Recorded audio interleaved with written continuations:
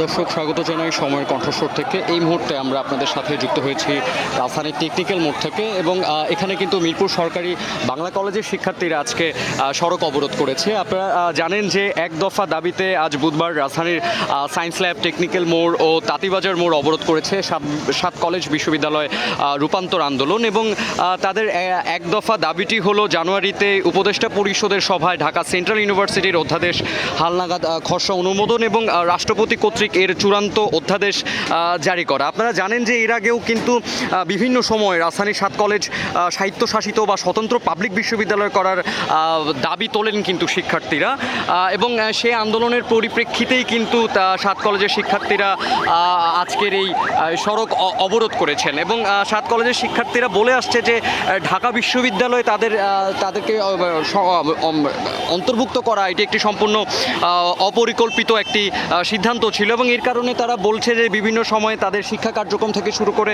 বিভিন্ন বিষয়ে কিন্তু তারা বিশৃঙ্খলা দেখেছেন এবং আজকে কিন্তু সরকারি বাংলা কলেজের শিক্ষার্থীরা কিন্তু এই টেকনিক্যাল মোড়ে 11 থেকেই কিন্তু তারা সড়ক অবরোধ করে আছেন এবং শুধুমাত্র অ্যাম্বুলেন্স ব্যতীত কোনো যানবাহনই কিন্তু তারা এখান দিয়ে যেতে দিচ্ছে না। এতে করে দেখা গেছে যে যানবাহনের দীর্ঘ যানজট দেখা গেছে এবং অনেক পথচারীকে হেঁটেই কিন্তু তাদের গন্তব্যে পৌঁছাতে হচ্ছে, সেটিও কিন্তু দেখা গেছে।